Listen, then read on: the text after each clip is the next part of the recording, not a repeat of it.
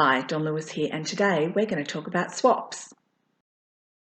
If you are relatively new to swapping, maybe you've never done it before, I get asked the same questions over and over, so I'm going to answer them here for you today. Number one, what is a swap? Well, the swaps that I run are dominantly handmade paper crafting swaps. For example, the Christmas card swap. You will make 6 identical Christmas cards and then you send it to me. After the due date, when they're all in, I swap them all around. I will put 6 completely different cards made by 6 other swappers into your envelope and send it back to you. Number 2, why join a swap? Swap mail is happy mail. It doesn't have a bill in it. It has goodies just for you. You also get to try new things, and you're also going to build your stash of handmade cards, so you always have a card on hand. It's just for fun. Number 3, where do I find the swap instructions? There is a schedule for the whole year of swapping on my blog. I'm going to pop a link to that below for you. Full swap details are posted usually towards the end of the month or the first few days of the following month. The fastest way to get swap information is to sign up for my newsletter, and I'll send one out when new swaps are announced each month. You can sign up for my newsletter on my website, which is here.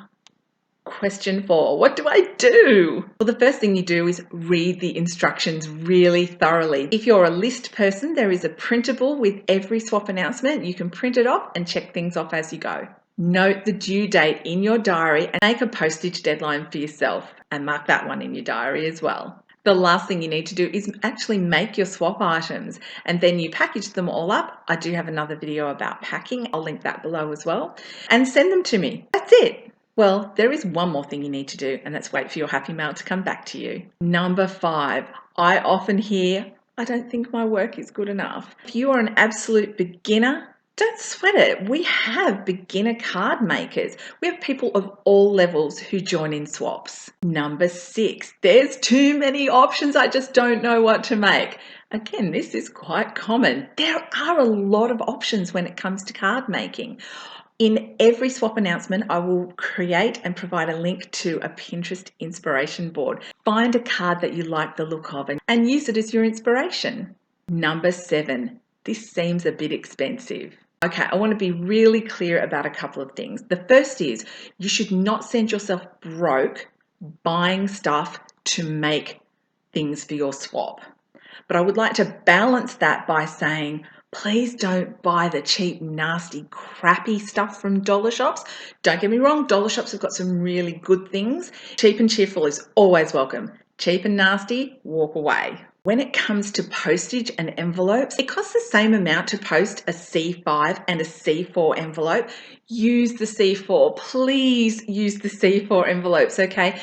Because you're not paying for bulk. 6 cards fit really flat into a C4 envelope. Now that we're talking about bulk, try to keep your cards kind of flat. If you do something that has big, chunky, thick embellishments on it, it's not only going to cost you more for post, it's also going to cost the 6 people receiving your card more for post. So try and keep it under that 2 centimeter mark. Number 8, is there a certain standard of workmanship expected? My answer to that is a resounding yes.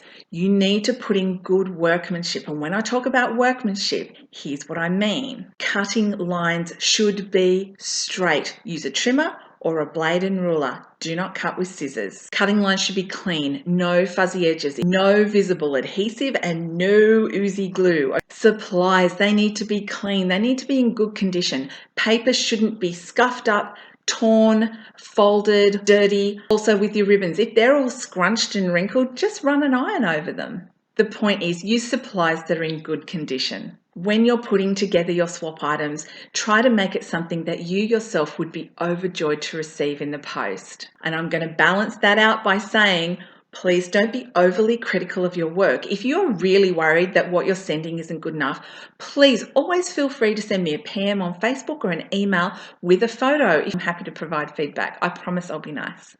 Remember, a simple card constructed really well will beat a complicated card constructed badly every single time. Number 9, how do I join? It's so easy. You just make your swap, you pack it, and you send it to me. That's how you join. You don't need to sign up. If you want to know if I have received your envelope, I have a pinned post on my Facebook page. There's a link to that below. And every time I go to the post office, I will update it with the swaps that have been received. Number 10, can I join in if I live outside of Australia? Unfortunately, international friends, I'm sorry, but no. There are a couple of reasons for that. The first reason is it actually costs quite a lot to send just a small card swap from Australia, say to America, is around the $7 mark.